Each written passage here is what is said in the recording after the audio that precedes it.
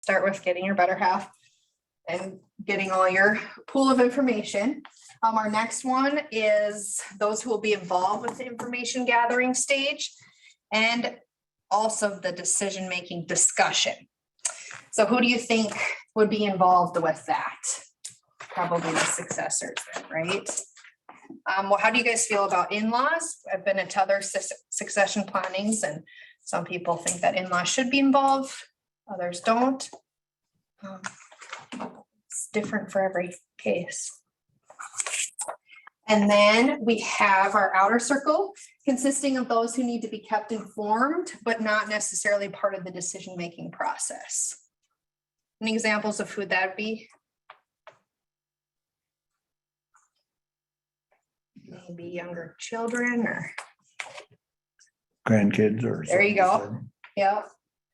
And then finally, the outer circle. These are those people that don't need to know anything about your succession planning. What would be an example of those individuals? Extension agents. Yes, no extension agents. We don't really need to know. I like that one. That's a new one. I don't remember that one. Okay, so some people find that starting the conversation is easy, others may not. What are some reasons that talking about succession planning is so difficult? You guys give me some examples. Because fair isn't equal and equal is not fair. Very true. Sometimes people, the clock is ticking and you don't even know how to bring it up, and people are aging. It's difficult. It's a difficult thing to bring up.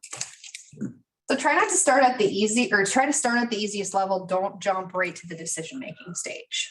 That's very important. And keep in mind that either generation can start the conversation. Okay, to master good conversations, we need to be honest and respectful. We need to build a layer of trust and then share everything that is relevant. More information is beneficial in the long run. Have you guys heard of a talking stick? Andrea, do you have your talking stick with? Oh, mine is broken, I think. Andrea does have a talking stick, but Is there a feisty story behind that? No, my kids were little and playing in my office. the talking stick did not survive. Some people use a talking stick. Bowl though, like a toy. Kind of use a talking bowl. So there was a reason for that. Makes total sense. But talking sticks can be used when you're holding the talking stick. It could be a water bottle, it could be whatever. It's just an object. If you do have some long-winded family members that or interrupters, that person who has the talking stick, the ones that have the floor. So just another option. So listening is one of the most important parts of communicating. Are you a good listener? We need to stop talking to listen and really listen. Don't think about what you're going to say next. And I'm guilty of that. Watch your body language, because your body language often communicates more than the words coming out of your mouth. And then listen without judging, and also give positive feedback that you heard what they said. Kind of on this topic, it is really hard to be an active listener, and I like to think that I'm pretty good at listening, but I'm probably not as good as I think I am. And one thing that I will do, and you can do it with your family members, I've done it with youth, I've done it with adults, but it's just an activity where you start off and one person just talks about, what their favorite color is and why it is their favorite color, right? And all you do is listen, you ask them follow-up questions, but you don't respond at all. And I've even noticed after I've done this activity that I'm a lot more conscious of how active I am in my listening following that. And so that's one easy way to, it's an icebreaker. I like that. Activity or something. Your self-realization definitely goes up a couple notches after that. That is really cool. Thank you, Hannah. So has our panelists jumped on, or do we want to take a break for an assessment, or? No, she's not on yet, but there's a question. Oh, Yeah, and I have a quick question. So Carrie wrote in our chat box, where or what circle should spouses of the successors be? So if we go back, spouses of the successors. So it's gonna be different for everybody. Again, it's that in-law thing. When I've spoken at different ones, some people say they want to include the in-laws, some people don't. I've seen both ways, so I guess it kind of depends. They can be part of that decision-making, and then they could also just be part of the information only. And Carrie, what we'll do is, I have that question written down for our panelists. And I for sure know one of our panelists has a very good response to that question. And I'll be interested also to hear what the other individuals have to say on that. So That'll be really good. Thank you for that question. Mhm. So yes, if we want to grab out our workbooks, we're going to put you guys to work. We're going to find out what communication style you guys are. So page 34 and 35 in your workbooks. It takes some few minutes and we're going to fill out this and turn to it so I don't do you astray. So there's 40 pairs of sentences and quick responses. So just go with your gut. You choose between 1 or 2, 3 or 4, just circle it. And then on the second page, you're going to circle then and add up your scores. And then we'll have you go to the different style processes around the room. So take some time to do that, please. okay, Heidi, I'm putting you, but we're just muting, so you guys can talk if you need to.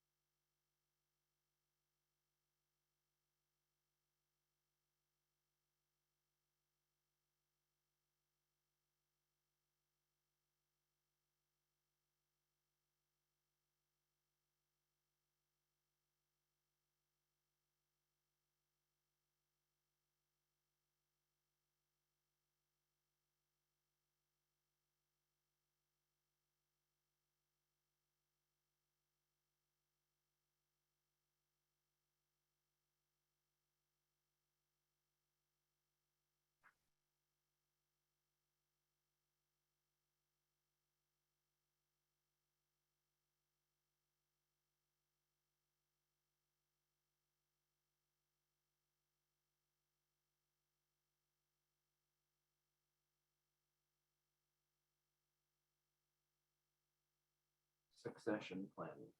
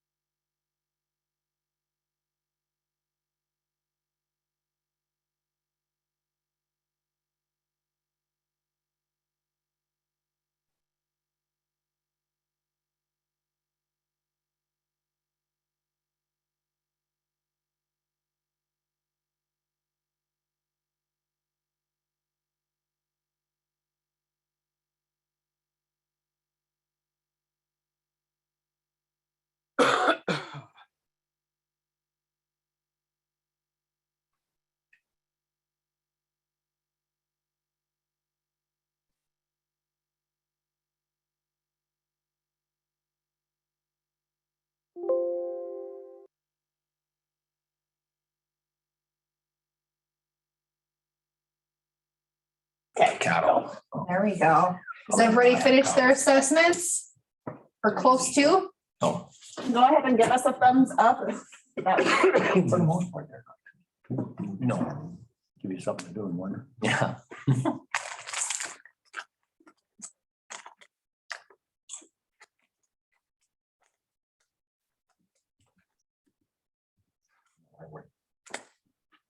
Well, I grew up in Neumann.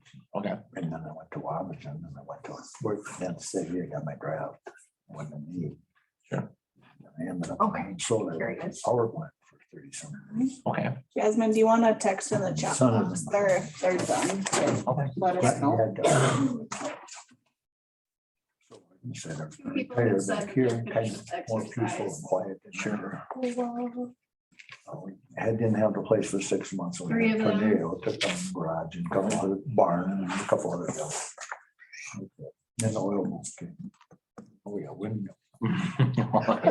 Oh, where's that piece? This is just Yeah. calculating the score. It's still better than back there. Talk about calculations and then Aaron will be on here Do you have any a little bit. windmills? Yeah, close oh, to do- Property or? Do we want your Yeah. to property? go through, No, we didn't. go sign through up their for it. styles, or do we want to do the panel? My cousin. Do whatever you, we can break and do the panel. Yeah. Do people I have suppose questions close. about how to score it though? Oh, yeah, is there, I think everybody's telling, I think we're About a quarter I think we're good, Mm, right? yeah. And I think it's the noisiest one in the group. They just go through and, 'Cause that's Sort such a of one good tally, I moment guess. sometimes. Holy cow. so we can take. I can see them from my yard, but Yeah. they're small.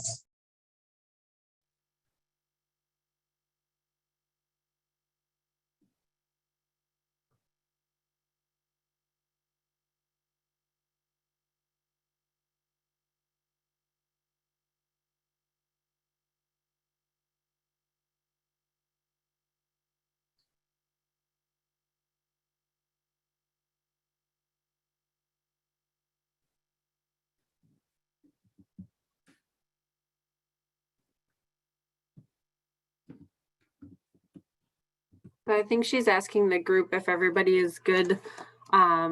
Ashley, I think you just asked to have Shelby explain the scoring. Did you guys want me to run through it with you guys on the Zoom? Okay. So on page 35 is the scoring, and what you're doing is across the styles, you'll see those numbers. And basically you start with your first number.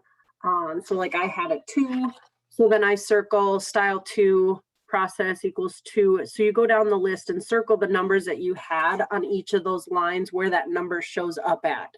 And then at the end of the end there, then for style 1, say you have 8 circles of those numbers across, then you total up 8 at the end.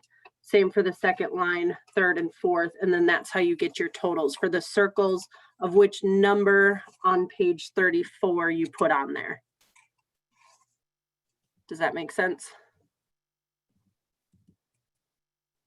Okay.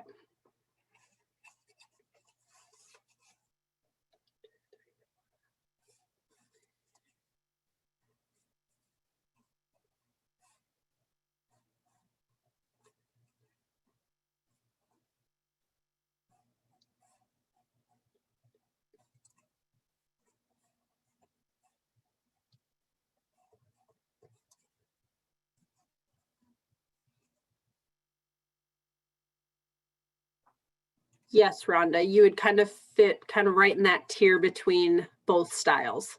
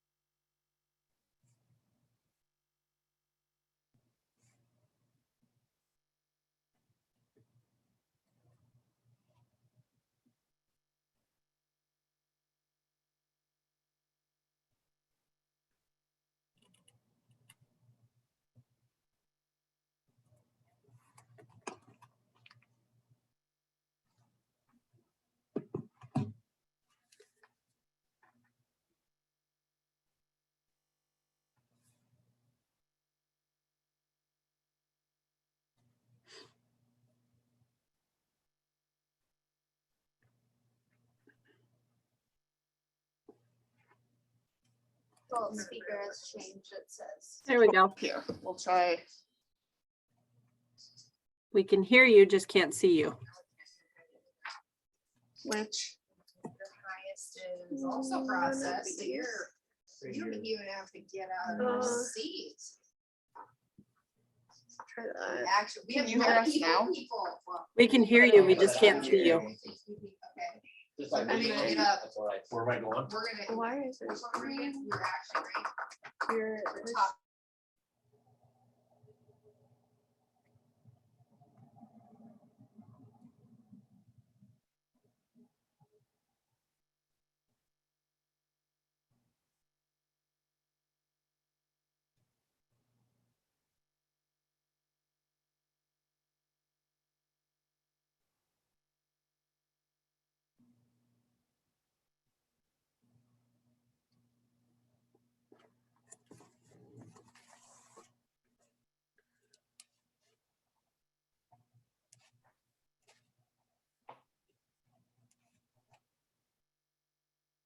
Correct.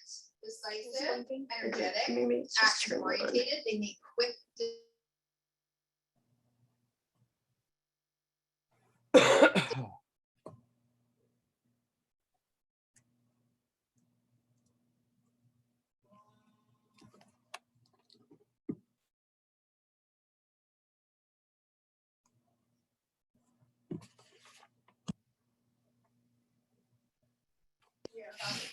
now can you hear us? We can. So that's very interesting that you're tied with the two. Okay, the process style is systematic, logical, patient, generally unemotional and calm. Okay, so while Hannah gets things going, kind of in the background, I'm just going to talk to you guys about those action styles that are on page 35. So we've got action being that first one. They talk about the results, responsibilities, objectives, feedback, performance and experience, productivity, challenge, decisions, some of those. They're most often looked at as pragmatic, direct, impatient, decisive, quick, jumping from one thing to another, energetic, or challenge others. So if that's one of your high scores, you'd fit into the action style. The process, you've got facts, trying out, procedures, analysis, planning, observations, organizing, proof, controlling, details, testings, what they look like. They're systematic, logical, actual, verbose, unemotional, cautious, or patient.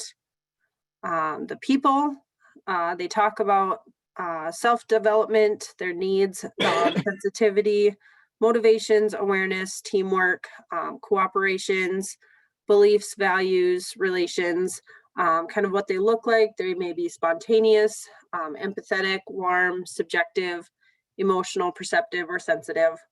And then your idea category, they talk about the concepts, what's new in the field. They're very innovative, lots of possibilities, new methods, alternatives, that kind of thing. And what they look like: imaginative, charismatic, difficult to understand, ego-centered, unrealistic, creative, and full of ideas, or provocative. Yeah. Anyway, so we've got Jack says he's got action 5, 13, 5, and 17. So yeah, fall into that idea category for your stronger suit. Was there anybody else that had any other questions on the scoring category or anything? Rhonda says process and people tie at 14. So yeah, you kind of hover between both of those style features.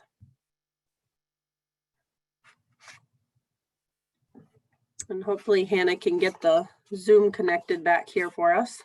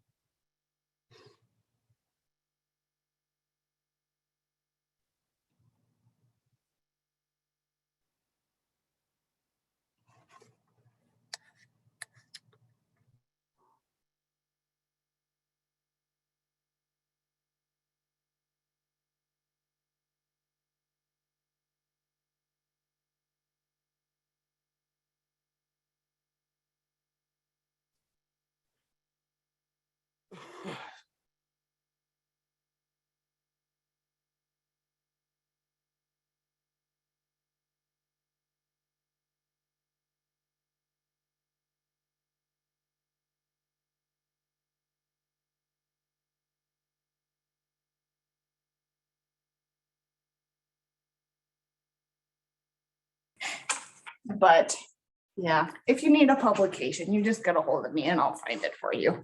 I'll save you the headache and the tears and replace them with my own. There you go. Okay, so what we're gonna do is, I hope you all kind of enjoyed that activity. I always think it's interesting and it helps me have conversations with different people because I really think about, okay, the action people. Hannah, you can't be long-winded. You got to be straight to the point and none of that touchy-feely stuff that you kind of tend to lean Which I feel like towards. is your dad, right? Donald Norby, be very, be very forward, get it done. Right. Or like when you're going to somebody who's the process style, you know, you really have to have your ducks in a row and you have to be able to explain why you want to do what you want to do. That's usually how I approach my mom, is I really have to back up my idea and thoroughly explain to her why I think this is the best option. And then, of course, when I go to my idea people, I just kind of have to be ready to like, hold on, because they're going to be throwing out even crazier ideas than what I might come up with. And I tweak, or I attempt to tweak my approach depending on who I know I'm working with. And it just helps things flow better, in my opinion. But we're going to take a pause. We'll come back to Shelby and she'll kind of wrap things up for us. But we are going to jump into the producer panel and everything. And so we have 3 different producers here tonight. And I think I'll just go ahead and have each of them introduce yourself. If you could introduce yourself and kind of explain your operation or where you farm or ranch at. And then I have a series of questions to kind of help the conversation get started. But if you're on Zoom, and this is your chance to really lead the discussion in the direction that you want it to go. So if any of you have questions here in person, feel free to jump in and speak up. If those of you online have questions, go ahead and type them in the chat box. And this is a chance for you to, pick the brains of some people that have gone through the succession process or are currently going through the succession process. And it has been like a relatively positive experience, right? There's always some bumps along the way, but I really wanted to make sure that we all had an opportunity to talk with people who have successfully gone through it or are successfully going to it, because I know it's intimidating as it is. And there's a lot of horror stories out there. So we're not going to focus on the negative. We're going to focus on the positive. But maybe we can start off in person. And Andrea, if you want to. Hi, everyone. My name is Andrea Bowman, and I am here as a producer tonight. I'll say I'm a recovering extension agent, maybe. I was an extension agent for about 10 years, and now I work for NDSU in a different capacity, but I'm here tonight as Andrea Bowman from the Bowman Ranch. I ranch with my husband and our kids and my mother and father-in-law just south of Rame, North Dakota. And so I'll talk a little bit about that transition process as we're working through that. And then I also grew up on a ranch in North Central North Dakota. So in the process of transitioning my family's ranch back home as well. So a little different experience from both perspectives. And then as my years as an agent, I've just recognized I've worked with this program before and recognize how important it is. So if anything that I can share can help anyone along the way and make your process better, easier, I'm happy to do that.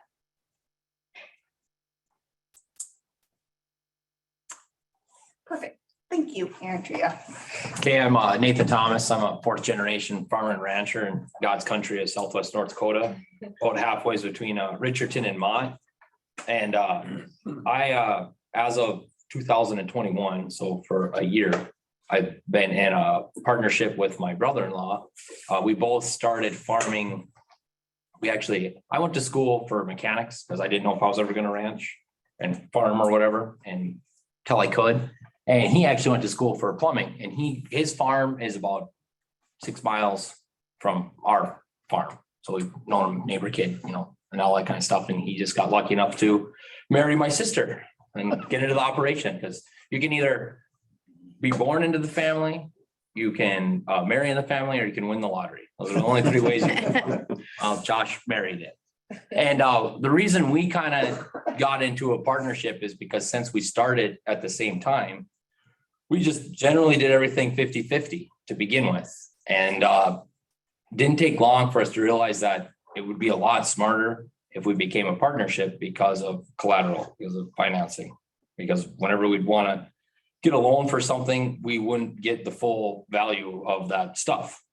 So we became a generalized partnership, and it's still 50-50. And until our kids get older and get more into it, you know, we're just gonna kind of keep it as simple as possible. I can share more of them. Yeah. There's questions, I guess. We'll get into it in a little bit. Thank you, Nathan. Yep. Aaron, if you could go ahead and introduce yourself and give everybody a little bit of background about your operation, that would be great.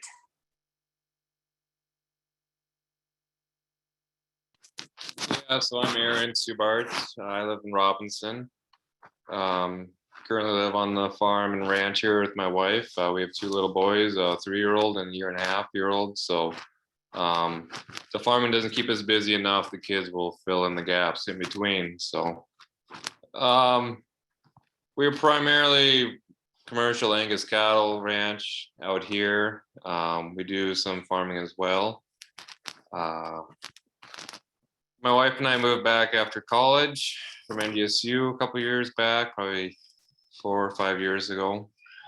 And kind of during college, I started transitioning more and more into the farm. And my dad has been really helpful on doing that. He's not retirement age yet. He's still just touching 60. So he's still got a ways to go, but we're trying to find a spot for my wife and I to fit in here so we can make a go at it as well. So yeah, is there anything else you need? Okay, perfect. To kind of get things rolling, I have a series of questions and everybody can just chime in with yeah, and in any particular order, I guess. So the first question would be, what advice do you have for producers starting the process of succession planning?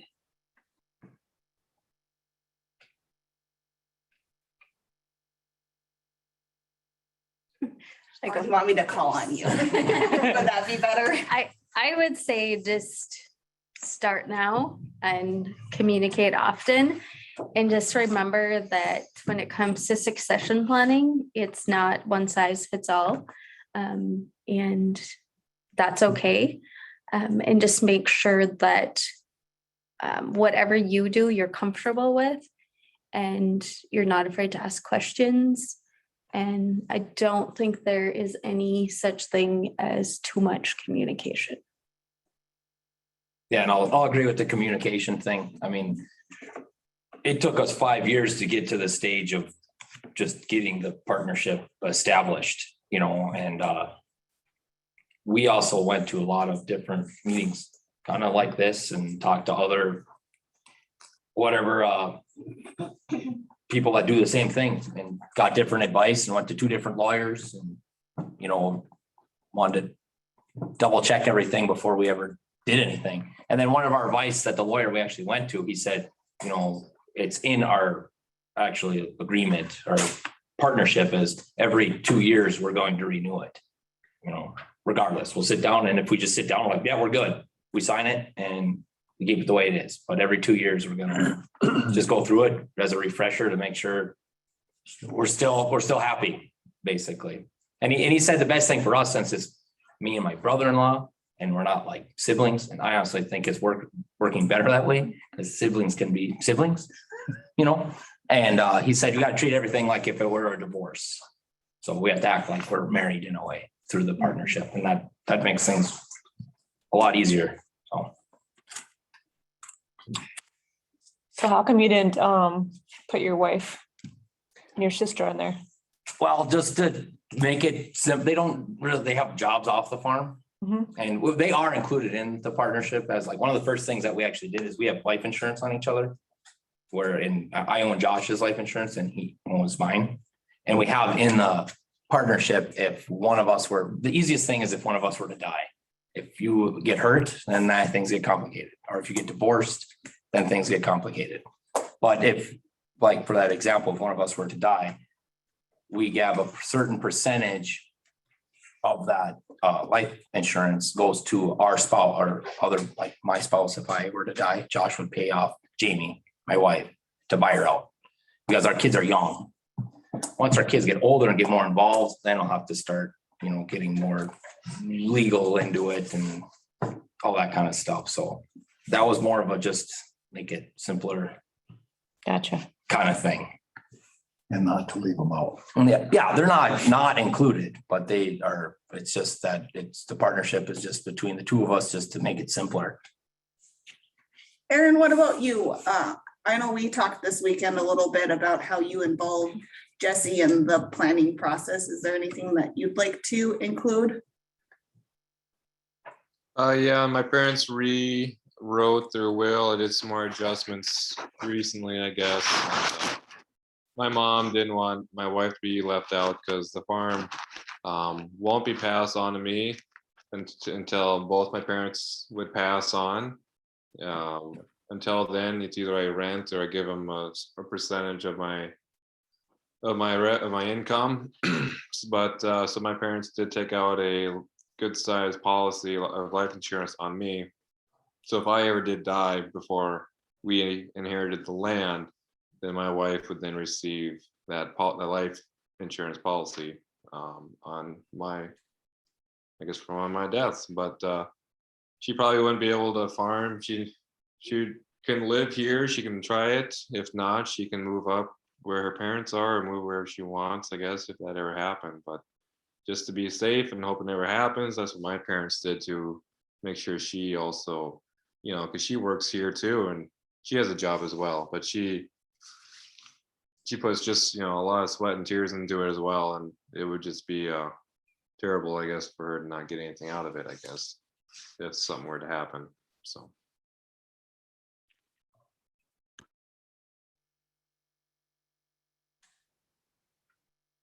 For the three producers, are they organized as a LLP or LLC or trust or joint venture? We're just a general partnership because that makes it legally a lot easier. If you become an LLP or LLC, like we pay ourselves a wage, but I don't collect it. I don't, for taxes, I don't claim it. I don't, expense it. It's just in my operating. Where if you become an LLP or an LLC, you would actually have to physically write yourself a W-2 and then you're giving more money to the government, and nobody wants to give money to the government if they don't have to. That's why we became just a general partnership. Sure. Because then you have to become like incorporated. This avoids that. And I guess I didn't talk that specific about our operation, but so my husband and I, we've been back on the ranch for 18 years now, which makes me kind of old. And my kids are getting older, so we're starting to have some of those conversations. So I feel like we're dealing with it at a couple different levels. But so over time, when we first moved back, I think we owned one cow and we were labor. And so over the last 18 years, we've transitioned in that. And then about 2 years ago, actually bought the ranch. So we've never had a partnership. We've always worked independently and just shared percentages of ownership. And I think a big important step is that you're not only sharing ownership, but also that risk. So as you're taking on more income, you're taking on more expenses and finding that balance between the two. That's how it's worked for us. Was that formalized in writing or just a verbal? It's more formal now. That's But I mean, say 10 years ago. right. It wasn't. And that's something that, my husband wasn't able to come tonight, but we were talking about this before I came. I said, what would you do differently? And I was asking him some of the questions, and, that was one question I asked a lot because, I said, okay, like if something happens to you, what do I have?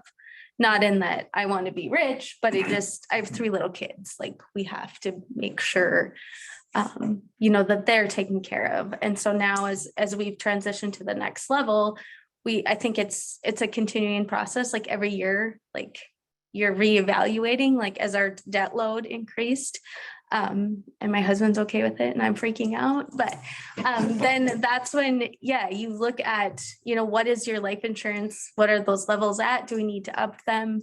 Because I think an important part of transition and estate planning is, it's not the fun part, but like Erin talked about, is asking the question, okay, just going through the whole family, if this person isn't here, if something happens unexpectedly, how does that impact everything else? And have we communicated what will happen? Does everybody know what will happen? And are we covered? And I should add, like Aaron said too, my dad's still operating, we're just part of the entity, and we even own equipment together, like with my dad and that kind of stuff. But we even have life insurance on my dad and my mom, and we actually have a last to die policy where it's when they actually want to retire, they'll just rent the land to us and we'll put that into a life estate.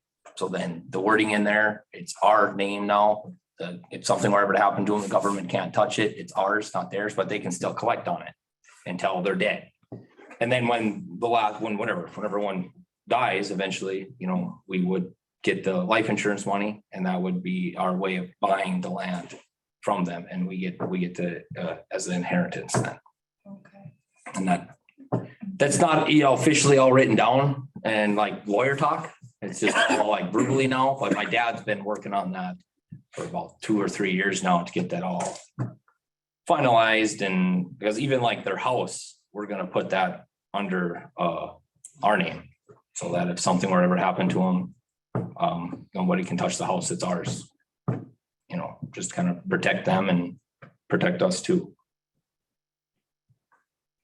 Yeah, I know my parents, they're going through the whole process. And as I was talking to my mom about this, she said, yeah, the last year, I feel like all we've done is changed all our titles to say or on it. And they included, all of us kids as names. And so there's a lot of like fine detail work that it takes a while to make things happen, like you were saying. Yeah, and I got 3 other siblings too. So my parents got a will, like, we get the farm, that kind of stuff, and we're gonna get the land, but we're paying through this for the rest of their lives. We'll be paying a rent to them. But then they got other life insurance and other investments and stuff. And that's gonna go to my other siblings that I'll never see. So it's like, well, everyone's happy and whatever. And they were all happy with that? I'm gonna assume. Yeah. But yeah, we're in the process of doing all of that. Because my parents originally, they wanted to like maybe give them some land and then, rent it to us and stuff. So they actually asked us first how we felt about it. And I mean, I love my siblings and stuff, but I don't want to rent land from them, because I want to completely separate that, because then eventually we'll hate each other. Right. So this kind of avoids that, where we're the ones that are operating, we're the ones that are sticking the investment in. So we're the ones that should get it, kind of in a way, but we're paying for it. We're not just getting it. Where they'll actually be getting, when my parents croak or whenever they decide to, they'll be getting a nice check, or I won't, but I'm getting the investment that I'm paying for, basically. So it's kind of a toss, I guess, but we're pretty open. We sit around and talk, and we can come up with a plan, and everyone's like, okay, hut, and we go, kind of thing. So we're very fortunate for that. Erin, do you want to chime in about, I know your parents set it up similar, but a little bit differently?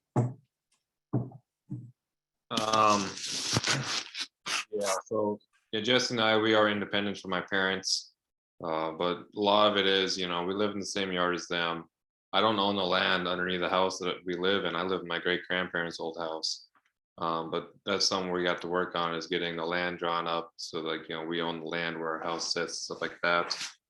We share all of our equipment. I own all the haying equipment now.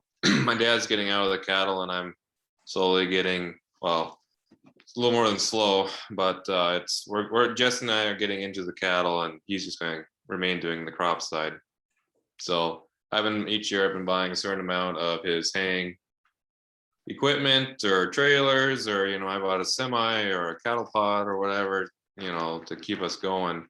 And my dad has just stopped keeping replacement heifers, and I I have the first choice at his, if he does have good ones or not, if I want to keep back in my herd plus my own. So then I keep them back and I'll AI them and keep growing our herd. So that's how we're doing it. We like to do things slow around here. My dad always gave our farm the nickname Glacial Farms. Just because we don't do things really quickly, but we will get there. So, yeah. So also then it's kind of have it planned out is that I also have two brothers. My older brother did have interest in wanting to come back, but he hates cattle. He wanted just farm. We're primarily just cattle in our farm, in our operations. So, so it's kind of written up that, you know, when my parents pass on, then land does go under my name, and then my brothers will get all the cash basically, except for 10% of the cash will go to me as well, but that would just be going for operating. Because as of right now, if my parents died, I don't have enough money just to pay for fertilizer and chemical and bills for repairs or anything like that. So they did set aside a little pocket of money aside for that.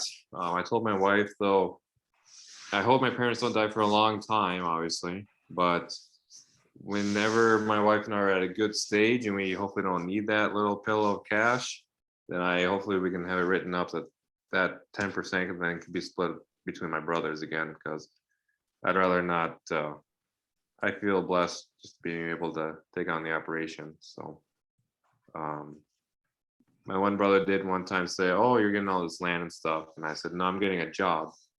I'm not getting cash. I'm not deciding to sell out or anything like that." So I'm basically I've been given a big duty to carry on the family farm and hopefully don't fail. So, and we don't have any partnerships right now currently. So we've talked about it, but right now my dad and I, we just have a really good working relationship. It's always better to have it written down on paper, but we don't right now. And we just, I don't know, we communicate pretty thoroughly with one another. So. Was that like a tough conversation as far as, like, just share a little bit about how you guys communicate and how often you communicate? Is it a formal or is it casual? I talk to him all day long. Sometimes too much. So, it's just the little things, you know. Sometimes, yeah, the formal, like the big talk, like, oh, percentage of this or that and who gets what comes up, you know, that normally comes up at night when we've been sitting down thinking and stuff like that. But a lot of times it's during chores, we're like, well, we should do like this, and we're like, yep, sounds good. And I don't know, my dad and I think very similar. If he says, hey, did you, and I'll say, yep, I closed the gate down to the south, he'll say, okay, good. So we have a good connection that way. That's not a thing many people can be blessed with, I think. So that's kind of our situation. Well, Andrea and Nathan, right? Nathan? It was kind of like, we better do this, you know, we're not getting any younger kind of thing. And my dad was actually the one who started it, because we went to, you know, someone in Bismarck, and that was like day one of us coming back to the farm. He already had the set up that we're gonna go meet with this estate planner, and we're like, okay, got in the car and went, you know, and that's just kind of what we've been doing every year and whatever. No, same thing. All three of us, it's kind of weird how we share the same brain. You know, my dad, my Josh, my brother-in-law, and myself, with a lot of things. And yeah, something needs to be done, we just go do it. And it don't matter if it's a chore or if it's something like this. Just get it done. When you started your partnership, how did you determine contribution of assets and Well, then like owner, like existing now, owner draw and contributions and then labor contributions? we were pretty lucky on that, because we both started farming the exact same year. Okay. So it was like 50-50 to begin with. And I mean, yeah, there's some days like, you know, we're on different boards or whatever and stuff. So there's some days I might not be working. And I, you know, Josh isn't like pissed off as like I'm taking time off or whatever. We just talk. I mean, the only thing we didn't put in our partnership because the lawyer suggested we should, and we thought it was stupid, was if we have a disagreement, we're 50-50, how do you split that? Yeah. It's always like, well, maybe one of you should be, you know, what percent higher or something. I'm like, no, that's how feuds start. So he wanted us to flip a coin or something. It's like, so no, we put in there, if we have a dispute, we talk to dad and we let him decide, you know, we had to do something like that. And then the only other thing we haven't done yet is like, we bought some land. So some of this land that we bought is actually surrounding Josh's farm. So we'll actually have a separate partnership, like land wording, I don't know, the legal trust. A more formal entity. Yeah, entity or whatever, and that'll basically will say like, oh, if for some reason one of our children ever wants to farm to pass it down or whatever and stuff, Josh just automatically gets 100% ownership of that quarter because it's touching his farm. And I get 100% ownership of the quarter that's surrounding my farm automatically.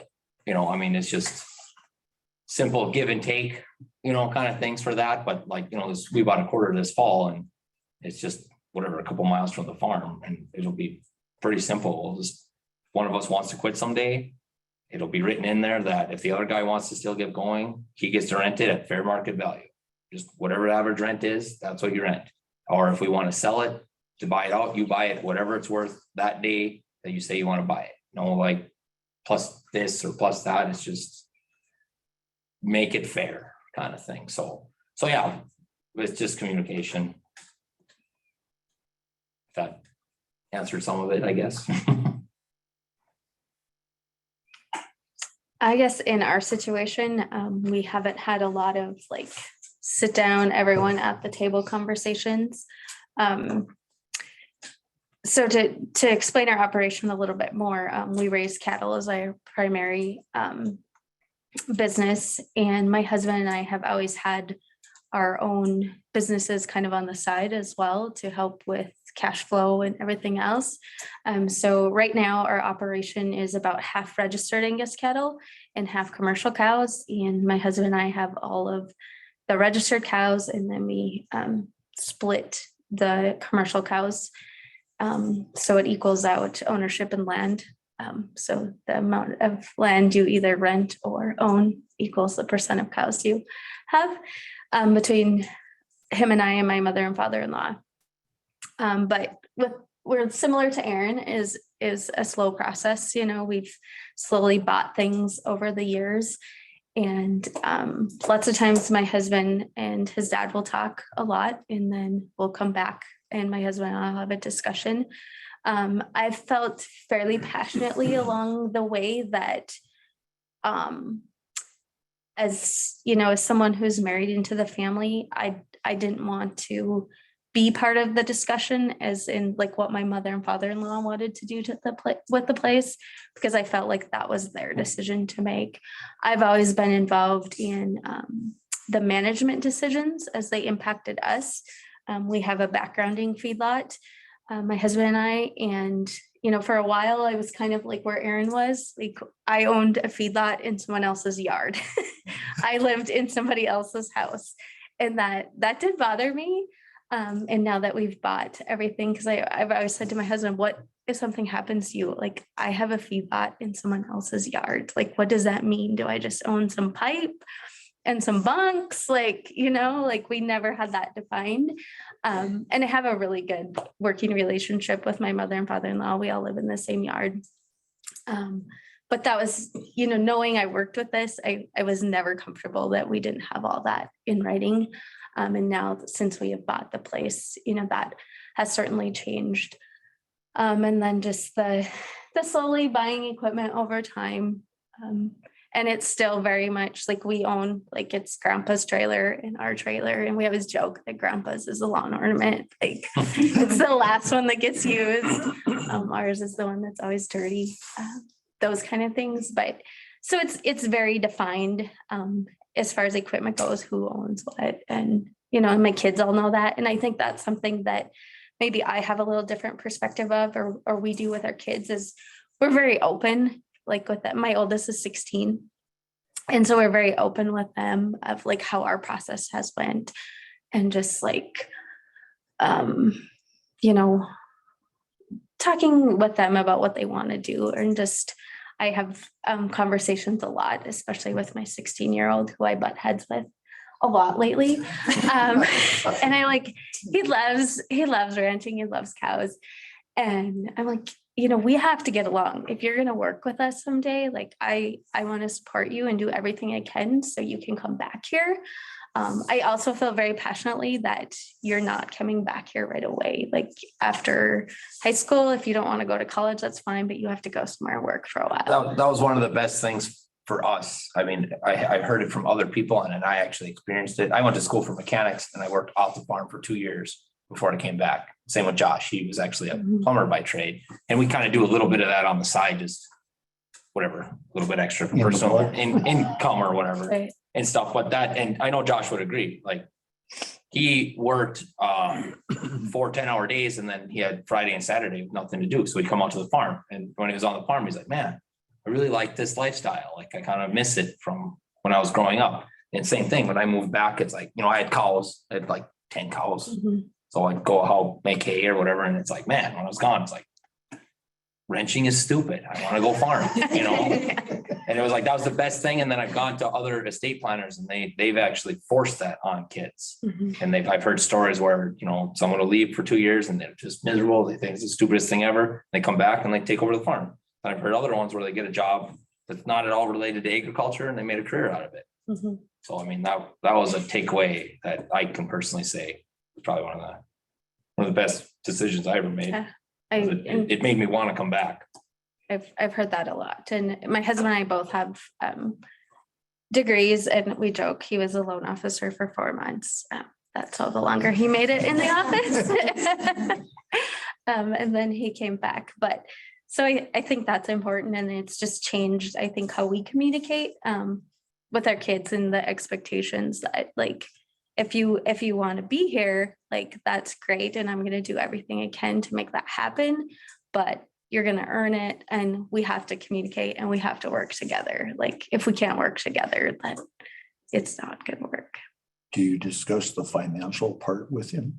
We do, actually, quite a bit. And this year, probably more than ever, because we were really dry and we had to make some hard decisions and sell things that we wouldn't have normally sold. And, you know, we don't always talk specific dollar amounts, but we talk concepts a lot of like why we do the things we do and are just very real with them. And we also have a custom AIing business who my husband works under, actually. Hannah's parents as a sub rep for ABS. And so my son went to AI school last year. So he's actually able to be one of our technicians now and help with that part. So. Kind of like chiming in to Andrea's point, like whether you're talking to a 16-year-old about finances or like kids pick up on this stuff. Like I remember growing up and, you know, my parents had to work out of quite a bit of debt when they came back home and everything. And like, I remember thinking to myself as like a 6th grader, okay, I got to use my basketball shoes and they have to last 2 years because I don't want to make my parents buy $90 shoes. But then, not to throw my brother Ty under the bus, but he was just a little bit younger and didn't pick up on that stuff. And so he was never concerned about that. He got brand new basketball shoes every single year and didn't think twice about it. But, you know, don't think that your kids don't pick up on these things, like they do. And my youngest is a 5th grader. And just the other day, he's like, well, he's the deep thinker. And he's like, well, how much is our house worth? And I said, well, I don't actually know for sure. I guess I could tell you what we have it insured for. But when we bought the place, we just bought everything together. So, you know, we were making payments on $1 amount. So I said, I can't give you an answer. Taxes to a 6-year-old. Yeah. He wanted to buy a candy bar. Well, how much is the taxes? Like, Liam, that's not important. Buy the candy bar. Well, the reason I bring it up is when I grew up, I knew absolutely nothing about it. My dad did tell me he didn't have money, and that's about as much as I know. And what he says, you don't want a farmer and the money in it, so there isn't. Yeah, I've heard that. Wasn't a whole lot of incentive to even think about. And I was the oldest of 7 boys, so he kind of knew that handwriting was on the wall for that part. But had I come back at the time or at a later date, there's not many neighbors around anymore that were there when I grew up. I mean, all my friends' places are sold and most of the parents are gone already. But so there would have been opportunity there, and but it was.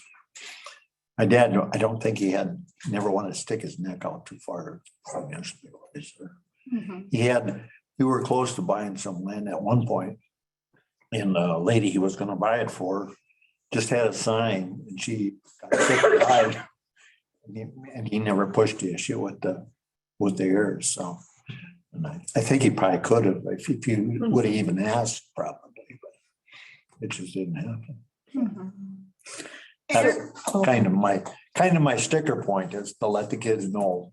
Yeah. You know, like you said, not the details, but some of the concepts or general ideas about how it goes. So is your husband an only child? No, there's 2 off-farm heirs. Actually, we have share some ownership of some different ground with his brother, and then his sister lives in Arizona. And Was it complicated to try to coordinate all that between all the siblings?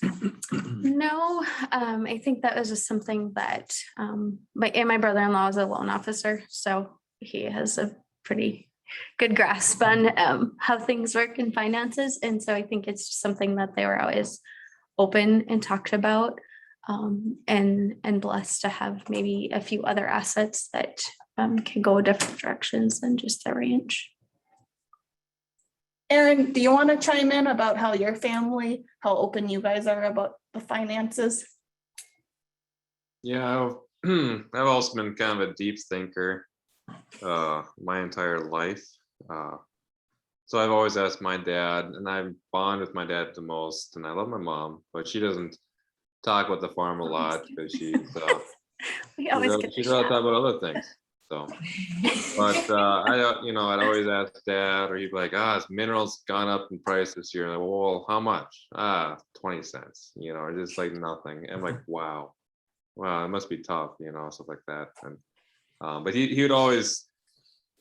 We'd go sale barn together, and I would know what a 800-pound calf would weigh on a certain year, or what kill cows are going for and stuff like that. So I understood how much, just the cattle. And then I would also, and I'd help him. I'd be, his free labor, of course, as a child.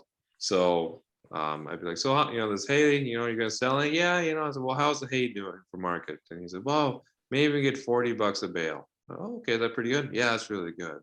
And then that's kind of how I was based off, oh, this is good and that's bad, and this is how much we need for this and that, and how many bales does the cow eat, and then, if it's so many cows, we need so many bales, and this and that, and how about fertilizer? So, a lot of it I didn't even have to ask my dad. I could just go to the elevator and you'd see the whole board of prices for boards and nails and mineral and wheat and corn and everything else. You kind of know the price of everything, but I would always ask Dad the finer details of how much do we need? How are we going to do it? Are you going to do it any differently than last year? Stuff like that. So I've always, just been a talker, I guess. So that's kind of why we're open on things. And I guess my dad got comfortable talking to me about things, or he trusts me enough to talk about all this. So I think that's really why our partnership is really pretty successful. I think I'm very blessed. I have a lot of friends that aren't so blessed. I have friends that their fathers won't tell them anything, won't tell them financials, how they're doing. Just, you be outside by 7 a.m. or can go do chores kind of deal, which is, I think, very unfortunate. And I look at their parents are very close to retirement. And I said, so how's it going? How are you owning land or anything like that? Or what's the plan? And they just go, I have no idea. We just go day by day here. And I said, geez, you got to have a plan by now. It's kind of dire, isn't it? And they don't seem, dad's in charge, for some people. and those dads or whoever's in charge doesn't want to let go. And they're a hard ass. So those are the people I fear for the most, because when everything does, maybe those parents do have a will drawn up and it will fall well with the children, or maybe it won't. Maybe that person won't even get the farm. But so that's kind of I'm blessed again for having open communication with my family, my parents. If anything comes through my mind or my dad, they'll say, well, I was thinking this. I said, well, that might work, or that may not work. And then we'll think about it a little more, and then basically kind of agree on it. And that's just the way we do things. Because with family, it's hard to be formal. So I don't know how in a certain point too, you don't want to be writing everything up with family members, or else you feel like you're not really family either, or it's not really a family operation. But when you bring in-laws, I believe that's where it really gets tricky. My wife agrees with what we've all done so far. Like I mentioned earlier, her name's not on the will. I guess let's take a step back. My grandparents transferred all the land to my father's name, and my mom was not, like, her name wasn't even on the land until probably 5-6 years ago. They're like, well, I guess you haven't divorced me yet, so you can have your name on it now. So, and then my mom really didn't care either way. She knew that the land would go to her, but and that's kind of my wife agreed to. And I said, her family also has a farm. I said, I don't expect my name on anything, and if you get some of it, good.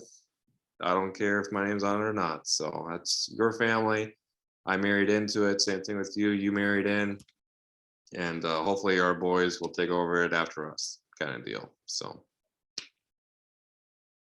I think I just want to follow up with something Aaron said. He talked about transferring management, and that's a huge part. And that's part that a lot of families struggle with. I think sometimes, like, the ownership is the easy part. It's the management and the day-to-day decisions that can be a challenge too. So I think, in our situation, we were very fortunate that it happened very naturally and slowly over time. As we had more ownership, we were making more management decisions, and now we don't have hired labor. So it's, the kids are our labor. And so we ask them for input a lot. We acquired a different place 2 years ago. And so our dream came true when we got to start from scratch on a cattle handling system. Everywhere we were, we had to work with what was there, and we just tore it all out. And so that was like kind of a big family debate how we were going to do that. And that was actually one that I chose to stay out of. And it all worked out. My son built an alley for it, and we have a modified bud box, and it works quite well. But I think, it's one of those things, like, I think it's important for me, like, that even at their young age, like, that we don't always do what they think, but we at least ask, and that they feel included on that level as well. 'Cause sometimes they have really good ideas, and sometimes they're like, no, that will not work. That's how I got interested in the farm. My dad made a nurse calf, gave me a bottle cap. So we had one this year. I gave it to the kids. Yeah. I bought it. Well, I should have said Josh and I are a partnership on the grain side, but the cattle side, we're not an organized partnership, but I am with my dad. We just do it a third. So Josh and I are a third, or 2/3, and my dad's a third. So I actually just bought the calf from them, and then I gave it to my kids, and I'm like, well, here, no, I'll pay for everything, and I'll just take my cut at the end. But it's like, well, that's how you're gonna get them interested in that kind of stuff. And my oldest boy, Lincoln, thought it was the greatest thing, because he's like, no, I can buy a new Switch game. I'm like, oh, well, it's going into savings. It's an investment. Yeah, and that's something I think, we think about now, like, as you're saving for college, and talk with your tax planner, like, what can you do? Because you can pay your kids a certain amount every year. And that's one thing I'm not totally honest with my kids about. They don't know exactly how much money is in their savings account.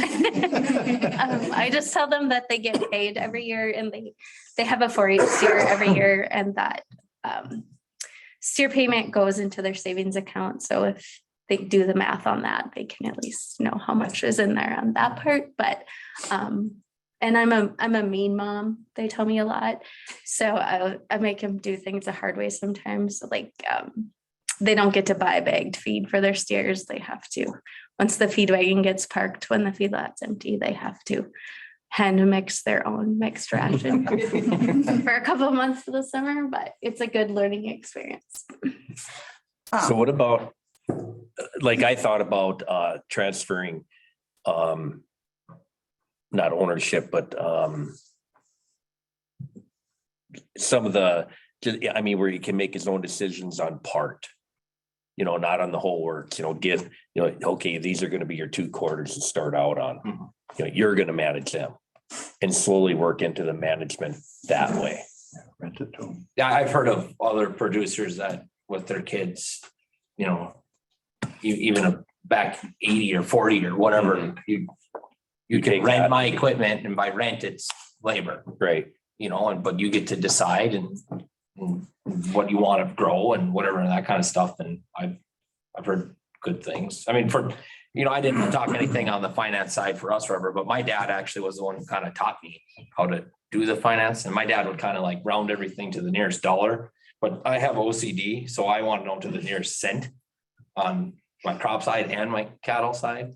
And I've actually taken it to where it's like, Dad, you don't even get to do your own financing anymore. I'm gonna do that.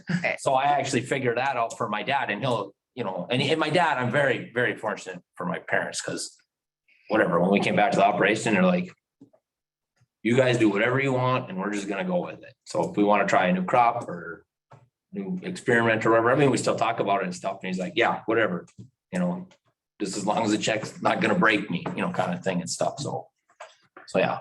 You talked about, you know, setting up money for your kids, you know, for college and stuff. And I found that when it was time to go to college, then the government looks at that and the loan, you know, and then it screws up all your FAFSA and all that crap. So I ended up taking it away from them, and which they'll get it back sometime, you know, but I just had it, I moved it down the kids until the last one, and then I just took it all. And I paid for their college and stuff, but yeah, I didn't know I didn't realize that, you know, they had a lot of money by the time they went to college, and that was a problem. I didn't know that.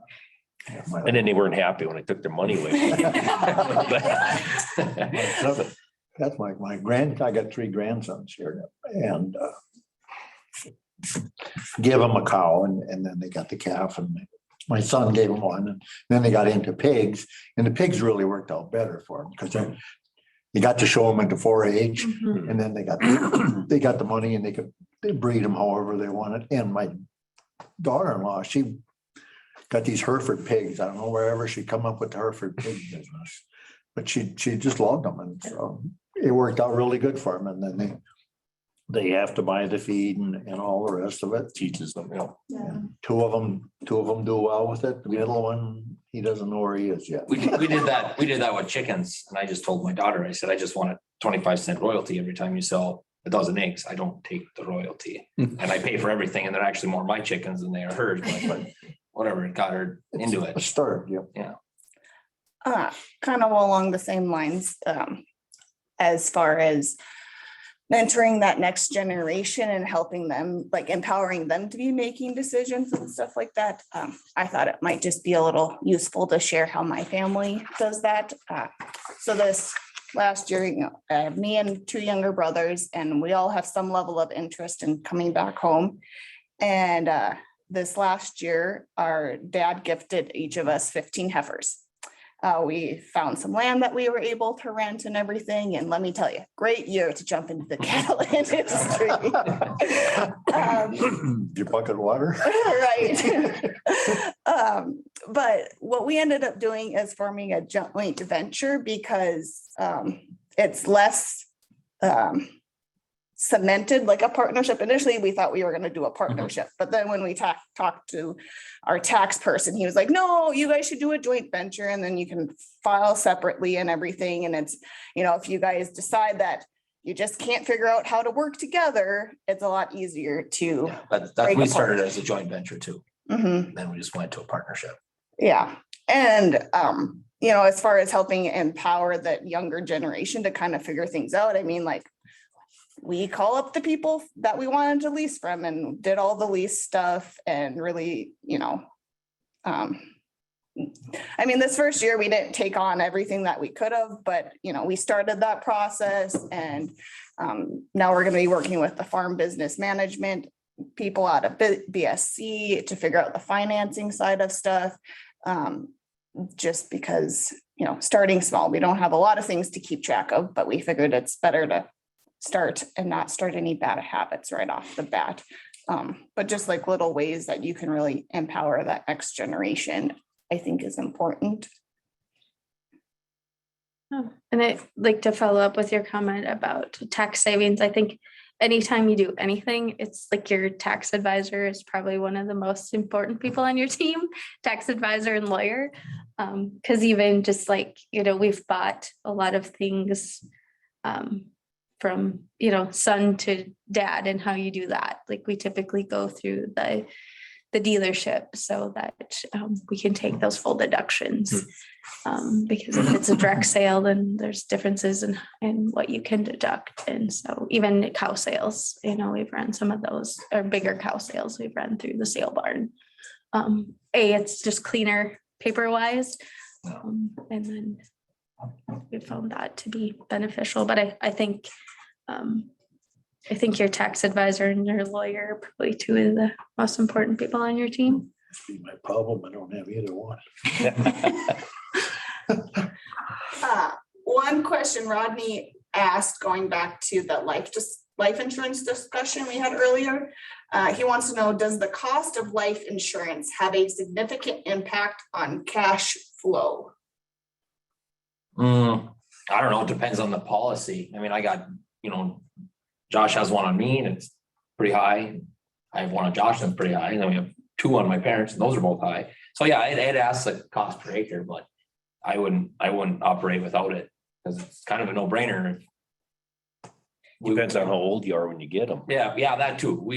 We got them, whatever. I'm 35.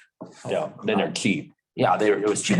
Whole life insurance was cheap. Go get one when you're 55. Yeah, my dad, when we first started, whatever, 8-10 years ago, and stuff. Yeah, they had to, theirs was more, but they were healthy, that helped too, but yeah, theirs is 3 times more than what mine is.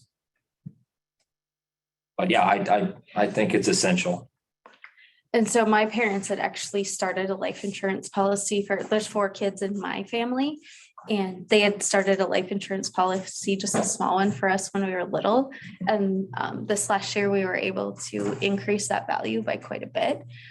So that was very beneficial and motivated us to start one for our kids so that maybe they would have that opportunity. And my own family is a little bit different. And my dad has MS. And that progressed kind of, he did well for a long time. And then it started to progress kind of quickly. So we worked a little faster on our transfer plan to get everything out of his name. So that one happened very, very quickly. My dad always said you can insure yourself to death, and that's so true. But I mean, same thing. They had life insurance on when my sister was a week old, and they got life insurance on her. And some of those policies now, like I have one, it pays for itself. I don't even put money anymore, and it just keeps getting bigger and bigger. And someday, I'll give that to my kids. My parents plan on giving that to my siblings. That's going to be their inheritance. They get the life insurance and stuff. But it's like, yeah, I think if you're going to be any small business, I don't care what it is, you need to insure yourself, whether it's life insurance or crop insurance or what. It's essential. It's just the cost of doing business as well. I mean, with my parents, what they did with my wife, didn't have to do it. But I mean, they feel like my wife is part of the family now, no matter what. So that's what they wanted to do. My wife also took a policy out on me in case I died. This was before my parents discussed doing a policy on me for her. But just because we're like, well, if I ever die and we didn't have anything, it's like, well, just for funeral bills or whatever else, this should pay for everything, or any debts that we may have had or not. So it is a tough right away at startup, but looking at my savings now, I don't even realize that money's gone. And it'll be a nice surprise, I guess, after someone passes, I guess, too. I mean, just kind of help ease through all the problems you may be going through during that time. So it's especially when you come back into farming, you need some sort of insurance. And yeah, it's easier to do it now when you're younger. And don't think I wouldn't go with anything too small. Then you're just kind of wasting your time. But yeah, don't, like you said, don't kill yourself or bury yourself in insurance either, because you can get insurance in everything. And you should have a little bit of both, full life You and should. term. Yeah, You know, that's how we do it. Yes. Yep. They named that the wrong thing though. It's supposed to be death insurance. Yeah. Yeah. But People nobody don't would like- want to buy that. Right, people don't like that word. So kind of in reflection, we've covered a lot of ground, but as you reflect back on your process and how you've done it, do you wish you would have done anything differently if you could go back in time? Or would you advise others to think about things differently? I think that everything that we've done, nothing major is, I regret on that we've done. There's probably some small things that, may want to do differently, but nothing that I'm going to be concerned about really. But it's my only advice, and it's hard and sometimes impossible to do, is just to talk to whoever you're thinking about, passing the operation down to, see what they're thinking. Don't just come up like, hey, I want to do this and this and this with my life. It's step back, go in their shoes and say, so what do you want to do next? And you also have to understand what it took for them to get there too. I know, like, my parents had nothing, my grandparents had nothing. And, by the time they passed on, they had everything that they ever needed. So I think that's why a lot of people don't want to talk about it, is because they had nothing and they get really gun shy about it. So I would try your absolute best to talk to your parents or your neighbor or whoever you're going to try to do business with, is talk and talk and talk and talk. So, and don't be open. I mean, it's give and take. You're not going to get everything you're going to want coming into it. So you have to be willing to bend backwards for them. Yeah, I'm only a year into it, so I don't really have any regrets. The only thing is I wish I would have started even earlier than I did. And I don't believe you have to do this with just your family. Like, I got a landowner that I'm trying to do the exact same thing with, because I've told him, I want to farm your land. I want to pass your land down to my generation, and I don't want to be at the back of the sale when you die and not be able to buy it. So I want to have a plan even with my landowners. So you don't have to just do it with family. And we're gonna try to, whatever, work something out and contract for deed or whatever, something. I have no idea what he's got planned with his kids, and I have no problem sitting down with even them. I mean, I grew up with them, they're my neighbors, and stuff, and just kind of try to get all on the same page. That's a really good point.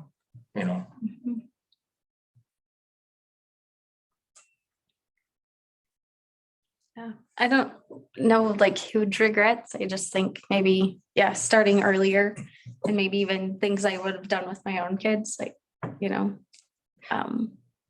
starting life insurance policies for them when they were younger, things like that, and just continue to learn as we go. And I think there's never really an end point. It's always evolving.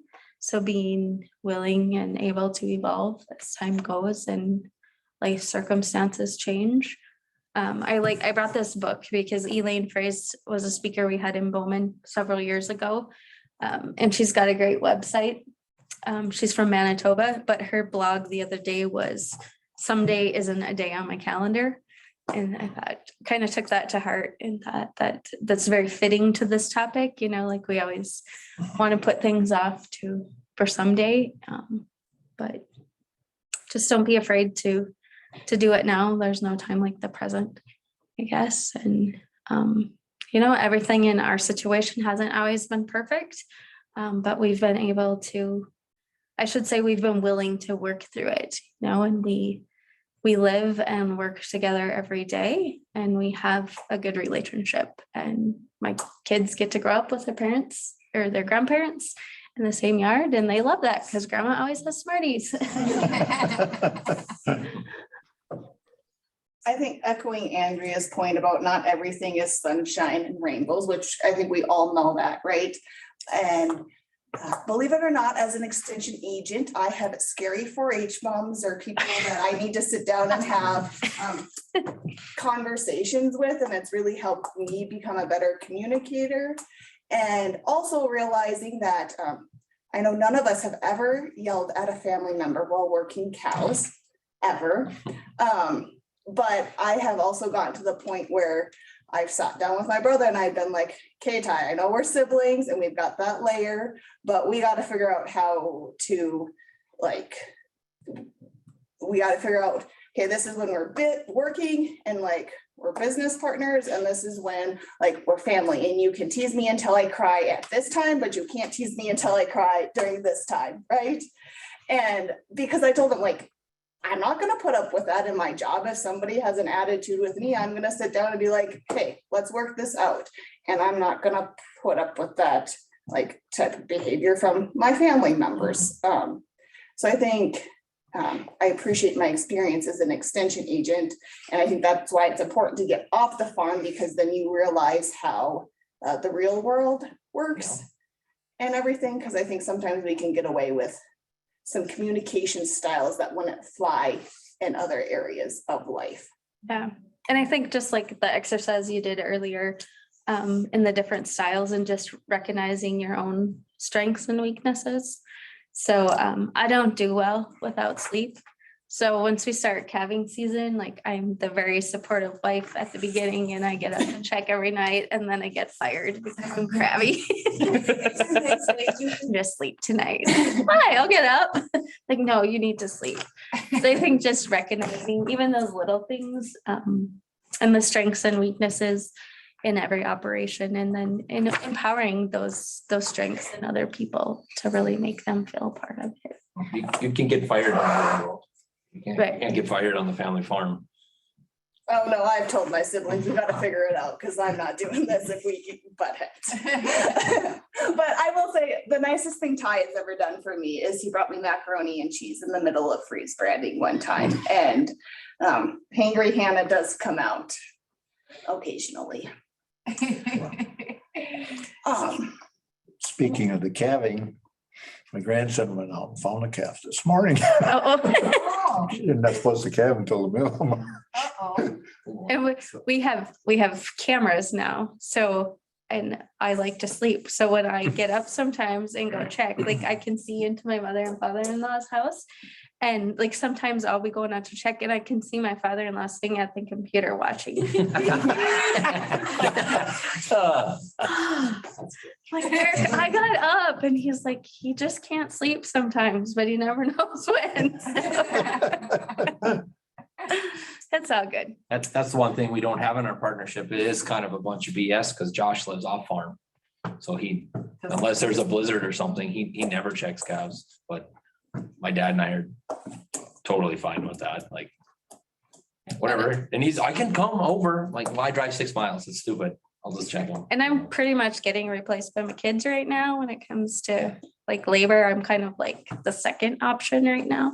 So You're so Don't you- busy, don't worry, Andrea. Don't you It's kinda think in a nice bigger sometimes. It is. operation where you have cattle, you have farm ground, and you got more family members coming in, that it's wise to separate out the businesses? We might get there someday. We You know take that. care of this, I'll take care of this. Yeah, like ideally, I hope one of my kids, I like my cows. I don't love them. They're just there, and I always have them because I open a gate and I open a gate, and that's my whole operation for 150 cows. Mhm. But yeah, I hope someday I have one of my kids or one of my nieces. As Josh has 3 daughters and I have a daughter and 3 sons. I hope one of them wants to take over, and I hope they want to take over the cattle. Because if they're like, well, we want to try this for, I'm like, you're good. You can take it over and then, split it someday or something, but I'm so always do it. I always look at the wine races on a beach. you Oh, know, yeah. I mean, such a huge operation. but they run it as a business Yeah, oh, yeah, and you can be fired Mhm. as a family member. You either do your job yeah. or you get replaced. And that is the biggest problem. When I've said that, whatever, to even my loan officers, I mean, farming is a business, treat it like a business, Yeah. you know? But that's a good point, because I mean, like, when I grew up doing field work on a tractor, I absolutely hated it. Give me little square bales all any day. I hated sitting on a tractor. Yeah. That's how I feel. Drive me nuts. Plus, I mean, brothers, it's tough to work side by side with your brother all day long. It can be. That's my sister. You said Ty? We work calls, we're on completely opposite ends. We're bullheaded. We're both so bullheaded. And it's like, no, well, you work there and I'll work here and we won't even cross paths. That's why we don't operate together. That's like the farm my son's on, like, we got it from my dad, and there's 9 of us. Well, 2 brothers still own 1/4 because, well, we formed an LLP and I was in charge, and apparently they didn't like something I was doing along the way, and so then we were kind of going nowheres, and my older brother had bought 2 of my other siblings' shares, so he put that up for sale. So then my son decided he wanted to buy it, so then he asked my brother and the sister, so I ended up with 3 shares and he ended up with 5 or 4. So, but yeah, the brothers didn't work. I mean, they're California, Montana, Wyoming, and they all had different ideas how it should have went. And nobody said anything. I told them what I was gonna do. I said, I've heard a lot of horror stories with trusts, and by us, there was some land that sold, that got split 14 ways, and some of those splits were split another 5 or 6 ways because there was so much in the trust. It's like, just eliminate that, sell it before you even get to that, or come up with some kind of plan. yeah, 2 of my brothers still don't talk to my son, so. And I was kind of in the middle when they were trying to do this negotiating. And I said, I see dumbasses on both sides of this.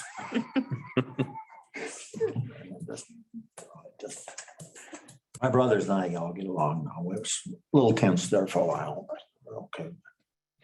Right, but you figured it out. And I think that a lot of the operations that have multiple siblings on it, I know that that's how they make it work, is each one kind of has their own segment to it. And, that's how we want to do ours someday when our kids come home.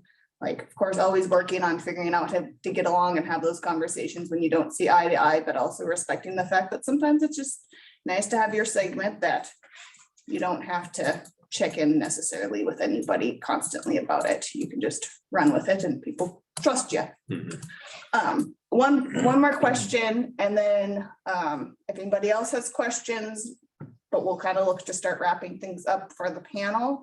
But Andrea mentioned earlier how your tax person and your attorney, right, are the 2 most important people on your team.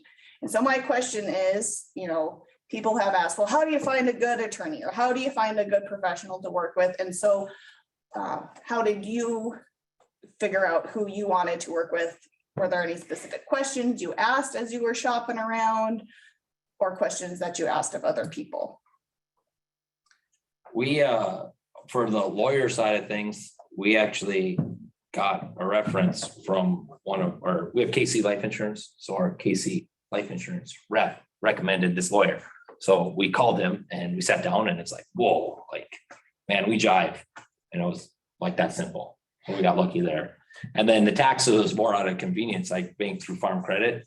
So it's like, I'm gonna do my taxes through Farm Credit. Well, then the local mod's got Alicia Loffer. I know her. So it's like, man, it was pretty easy for me to shop around, just people I want to work with and people I get along with, and that's about it. For us, we don't, right at this stage, don't work with professionals a lot. Just our tax advisor. And I think it's just someone you trust and you're comfortable with, and they know our operation, and they work with both of us, so they know how we our little quirks of how we do things together, so that helps out. But when my mother and father-in-law were, starting the process of transitioning, they started with one professional and just weren't comfortable with them, and so switched along the way. And I think don't be afraid to switch to someone you're comfortable with, because I think it's, whether it's your loan officer or whatever, it's really someone you have to be able to be comfortable with, because it's big decisions. Yeah, normally if we do something like this, I just talk to my parents, see who they've gone through, because they've asked other people or they've had more years of knowledge in it. Or if they don't know, I'll go to a neighbor that I trust and say, what do you do? And that's usually how I find people that I need to work with, I guess. That's kind of how I find out my connections.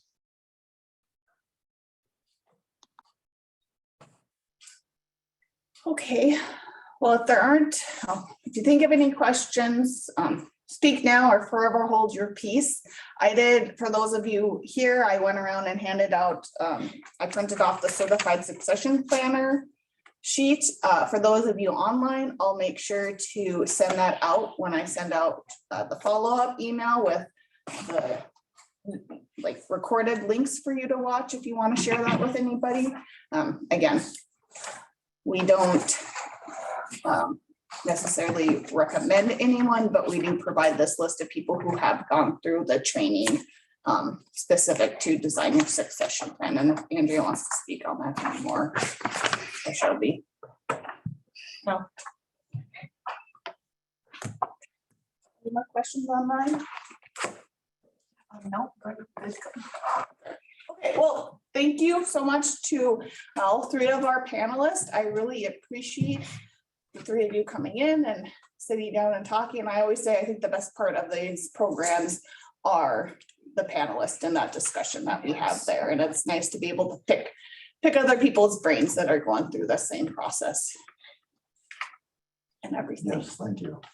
Thank you. Yeah, thank you. Thanks. Hi to everyone online. I see some familiar faces. Maybe does anybody in here, we've been sitting for a while. If you need to go to the bathroom or anything, we can take a quick break. Or We've only got I've got about 5 more minutes, so just to wrap up. So it's totally up to you guys, whenever you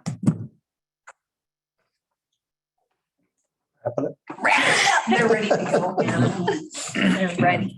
Yes, thank you, panelists. That was very awesome. I don't want to touch anything here. when you want PowerPoint presentation. Yeah, and we're gonna skip to the last slide because I'm just gonna condense it because the panelists shared way more helpful information than even expected. So yes, we can just skip to the very last one. We're gonna skip over the video. All of this. In computer programs. Wait, go back to the book. Sorry, go back to the crucial conversations. Hey, Andrea, have you ever read that one? I have not read that one, Like but Excel I spreadsheets need to read that everything. one. This is this is where most of the resources come from in the slideshow. So just a little note there if you guys do want to check out that book. I haven't read it either, but it is on my to-do list. In a nutshell, just one thing to keep in mind is you have the family side and the business side, right? So if you are going to have a meeting and they really do hit on this with this module 4, make sure you know which hat you're wearing. Are you in the family meeting or the business meeting? And so they suggest don't have them at the same time. So if you need to have both meetings at the same time, just adjourn the one and then reconvene after a small break. So they do say that. That's the thing that's different about farm and ranch is you're dealing with that social aspect more so than a business. And I would also add to that, I know that several people, they talked about how there's the farmyard conversations where you're spitballing ideas back and forth.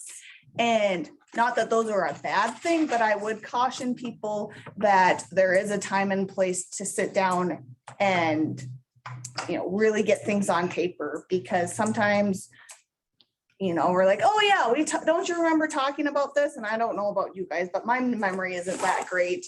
And we just really caution people against keeping it too casual. You do get to a point where you need to sit down and have a more formal conversation, and we encourage people to have those more formal business meetings when you get together. Absolutely. And take notes.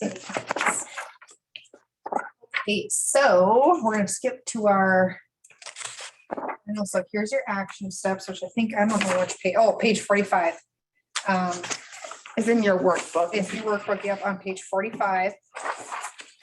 So issues can be discussed and compromises can be reached, preserving the family farm, and they are worth the effort to work out the difference. So they're, except that there probably will be conflicts, but it's worth working it out. Have you guys been using the action steps as you move along with the different modules, or?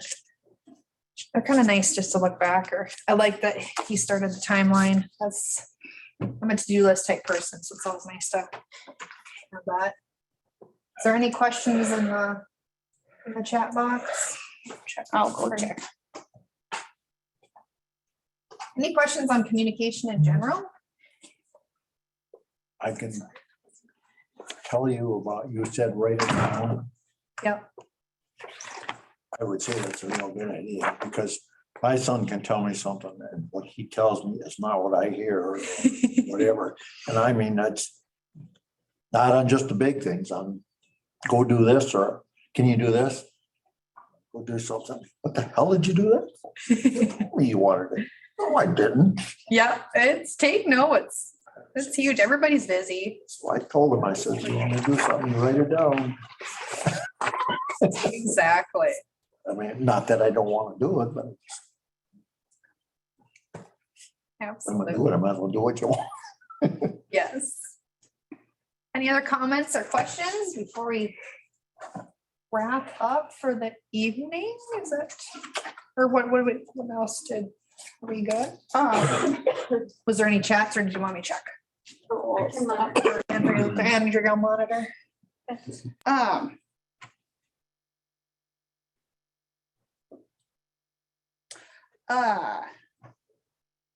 Okay, so Shelby's Or any been- homework for next week, or? well, I just wanted to touch on module 3, where I'm not gonna pull up the PowerPoint or anything like that, because I think we discussed it fairly thoroughly during our panel discussion, but this one was really focusing on the next generation and your legacy, where we would talk about identifying and choosing a successor, beginning the mentoring of a successor, and then just create a timeline for transitioning, management, and control. And so again, we touched on that quite a bit. I think some key takeaways would be, if you're in your binder, you can take a look at the slides yourself. Of course, there's always extra reading material as well to help support some of that information, and I would encourage you to take a look there.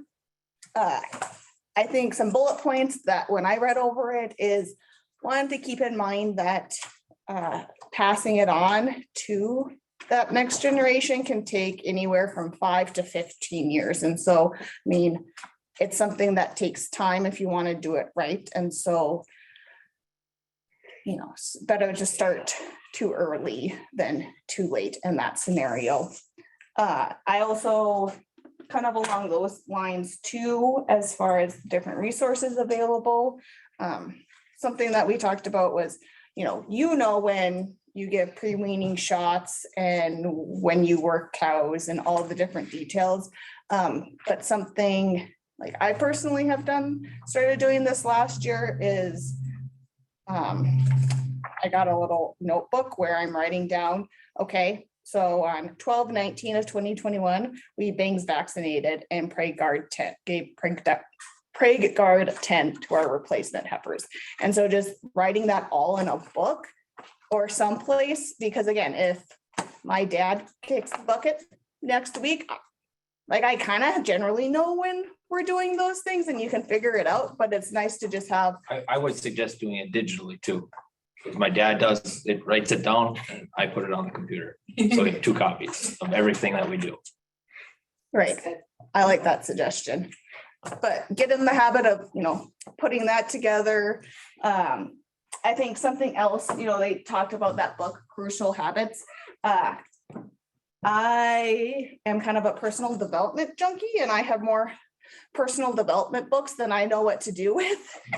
And the one I'm slowly reading through right now is The 7 Habits of Highly Effective People. And the one story I wanted to share with everybody was, I was reading it this morning and it talked about management of people and how you want to empower people. And so the story, I'm going to try to give you the abbreviated version, but it's called Green and Clean. And it talks about this father who wants to help. He sat down with his kids and they talked about, well, this is what mom and dad are doing. And, of course, the list of mom and dad's responsibilities is much larger than the kids' is. And so one responsibility they were going to give to one of the sons was he's in charge of lawn maintenance and everything. And so they sat down and they developed a plan and a clear understanding about, okay, green and clean. What does green and clean mean? That means the lawn is green and there's no trash on it. And he showed him an example of what a green and clean lawn looks like, right? They developed a plan as far as accountability. So the kid is going to walk around with his dad twice a week and they're going to see how the progress is going. Another aspect that they talked about was if the kid needs help, he can go to his dad and be like, hey, dad, I need you to help me clean up the trash, or there's some dog poop over there that I just don't want to touch. Can you handle that? And the dad will help his son with that, but only if he's asked. The other thing that they talked about is that the dad isn't going to nag him because nobody likes being nagged, and that rarely goes over well with kids, right, Andrea? I'm sure your 16-year-old doesn't appreciate that. And then let me just make sure I'm getting the fifth point. Guidelines, resources.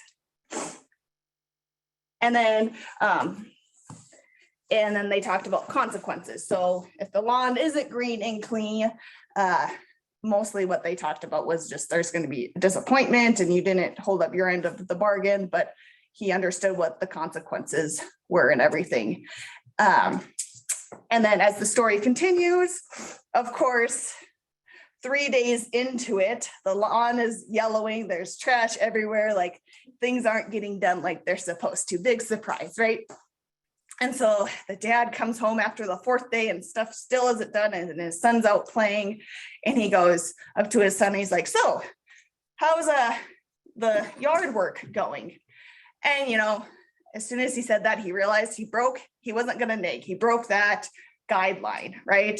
And, the kid realized it right away and he's like, it's going fine. And so the dad switched tracks and he goes, well, let's walk through the yard and let's show me what you've been getting done. And so they started walking through the yard. And of course the kid starts crying because he's like, oh, it's so hard. I don't know where to start or what to do. And the dad goes, well, how can I help? I have 30 minutes. And that was part of the agreement that I can help you with stuff. And so the kid says, well, can you clean up this pile? I just feel really overwhelmed right now. And in the story, it continues to say that, after that day, the yard was always green and clean. And honestly, the kid ended up doing a better job than the dad ever did and everything. But for me, I think it just really hit home. And I can even reflect on different times in my office where you want to empower, whether it's my administrative assistant or a 4-H leader, you want to empower them to be able to take the steps, but making sure that you have clear guidelines and expectations and protocols that you follow is really important. And so that was just one story as I was reading through this management section I wanted to share. And then, if anybody else has some suggestions as far as what has worked for them in passing on roles and responsibilities to the next generation, feel free to speak up now, but we did talk about it quite a bit already too. Hannah talked about having, all the details written down. And we have pretty good records of all of that. But the one request I've made multiple times, and I make it after every one of these sessions, is something happens to you, my husband, I don't know where all the electrical lines are in our yard, and I do not understand our watering systems. Like every pasture has its own. Yeah. Whatever. I'm like, could you please put that on paper or a map and just some general guidelines of where things are, because those are, especially the watering system, I feel like we as a family could get along pretty well, but we would have a pretty significant learning curve when it comes to some of our wells and the tricks to make them work. Right, like in my family with our house, the way it's set up, my mom knows that you're supposed to run a load of laundry when it gets below 10 degrees outside or like -10 outside, because else the pipes freeze and the sewer is gonna freeze and it's gonna be bad Come to news the there. neighbors and shower. Yeah, yeah. We kind of have rough luck sometimes over at the North Sea Ranch. But my mom paid attention when my grandpa, and my dad never really thought to think about those things. And now mom, she just, whenever it starts to get too cold out, she's like, oh, I gotta throw a load of laundry in and everything. But there's little quirks to every ranch and homestead, right? And so that's good information to pass on. Everything has its own niche. Yeah, Just right. gotta know what it is. That's the Now one. you talk about writing stuff down on, I carry one in a little notebook and then try to write it all down. I went to update my records and when we pulled the bolts.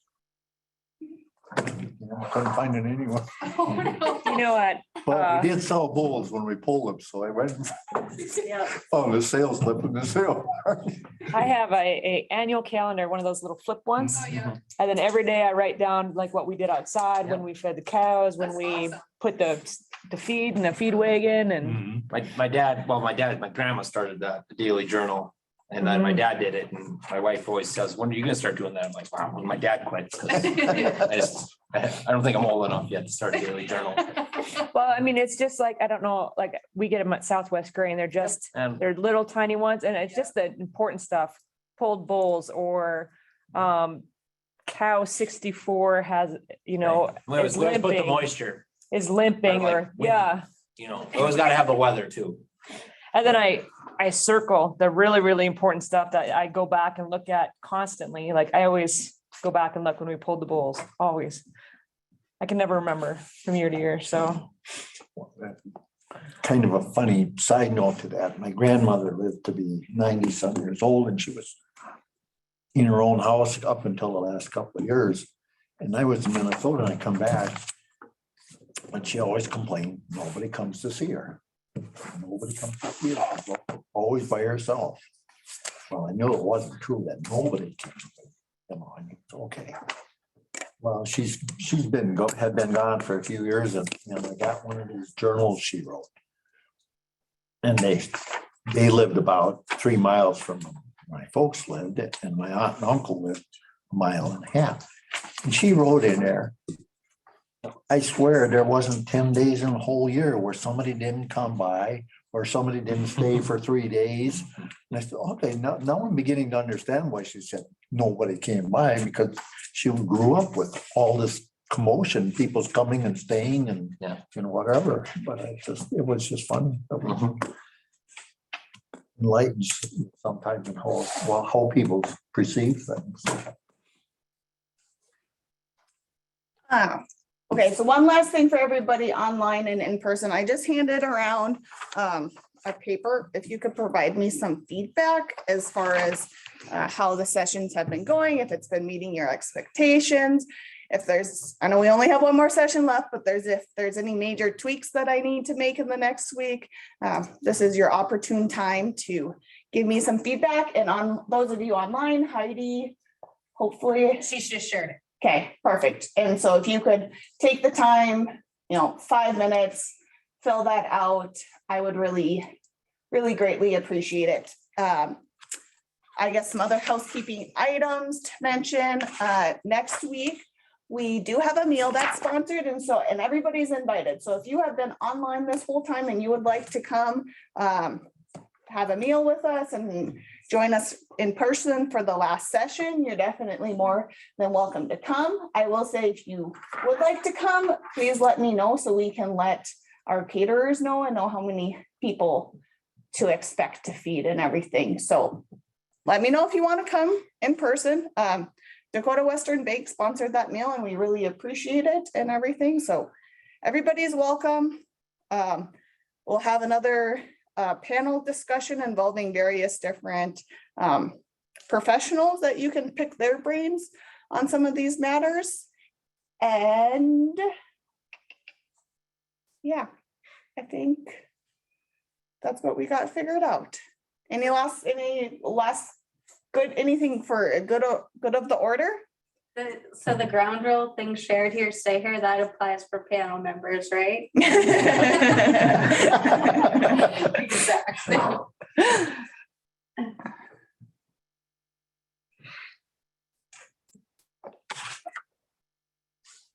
Okay. Well, I guess if nobody has anything else, if you could just give me some feedback on those forms and then we'll see you next week. Same place at 5:30 though. And we'll get you fed. What's for supper? Is it a surprise? It's a surprise. It'll be really good though. The pastime is cooking.